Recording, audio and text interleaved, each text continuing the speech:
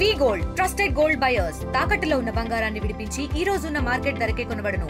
మరిన్ని వివరాలకు సంప్రదించండి 77107720.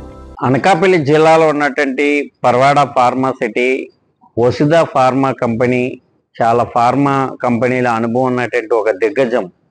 ఈ పరిశ్రమలకి ఒక దిక్సూచిగా, ఒక పెద్దన్నగా, ఒక పెద్దగా, ఎవరికి ఏ విధమైనటువంటి శత్రుత్వ భావం కలగకుండా అజాత శత్రువుగా మలిగినటువంటి వసుధ ప్రసాద్ రాజు గారు అంటే ఈ ప్రాంత ప్రజలకి సుపరిచితులు. ఆయన ఆత్మహత్య చేసుకొని చనిపోయాడు అనేటువంటి వార్తను చూసి మేము చాలా దిగ్భ్రాంతికి గురయ్యాం, షాకుకు గురయ్యాం. ఇలాంటి విషయం మీద ప్రభుత్వం వెంటనే ఏ విధంగా ఆత్మహత్య చేసుకున్నారు ఏంటి అనేటువంటి దాన్ని విచారణ అనేటువంటి చేయవలసినటువంటి అవసరం ఉంది. ఎందుకంటే ఆయన అందరికీ ధైర్యాన్ని నూరిపోసేవారు. అలాంటి వ్యక్తి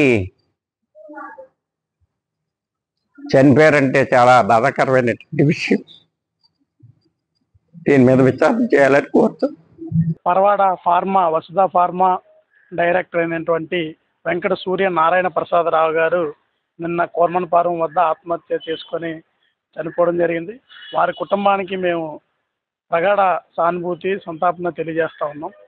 అలాగే దీనికి గల ప్రధానమైన కారణం ఏంటంటే, ఏదైతే ఈ వసుధ ఫార్మా కంపెనీ ఉందో, ఈ వసుధ ఫార్మా కంపెనీ ఫ్యాంటసీ అనేటువంటి ఒక మందుని తయారు చేసి అమెరికాకి, ఇతర దేశాలకి ఎక్స్పోర్ట్ చేసింది. ఈ ఎక్స్పోర్ట్, ఈ ఫ్యాంటసీ అనే మందు వల్ల గత 12 నెలల్లో అమెరికాలో సుమారు 100 మంది చనిపోయారు. కనుక దీనిపై చర్యలు తీసుకుంటూ అక్కడ ఉన్నటువంటి ప్రభుత్వాలు కూడా ఈ మందుని నిషేధించి వారిపై చర్యలు తీసుకోవడానికి ఆదేశించడం జరిగింది.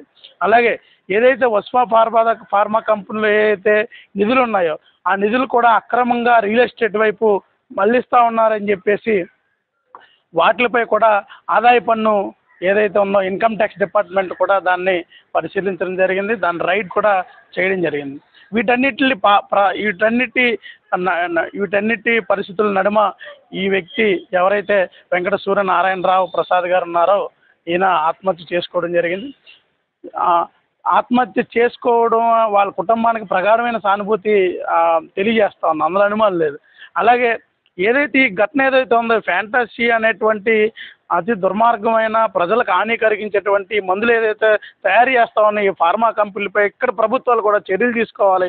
అలాగే అక్రమంగా ప్రభుత్వానికి కట్టాల్సినటువంటి ట్యాక్స్ని ఈరోజు ఇటువంటి ఫార్మా కంపెనీలన్నీ ప్రభుత్వానికి కట్టాల్సినటువంటి ట్యాక్స్ అన్ని ఎగ్గొడుతూ అనేక రకాలైనటువంటి దొంగదారుల్లో ఈ ట్యాక్స్ని ఎగ్గొడతా ఉన్నారు. ప్రభుత్వాలతోనే ఈరోజు కొలాబరేట్ అయ్యేటువంటి, కొన్ని ప్రభుత్వాలతో కొలాబరేట్ అయ్యేటువంటి పరిస్థితులు ఫార్మా కంపెనీలు చేస్తూ ఉన్నాయి.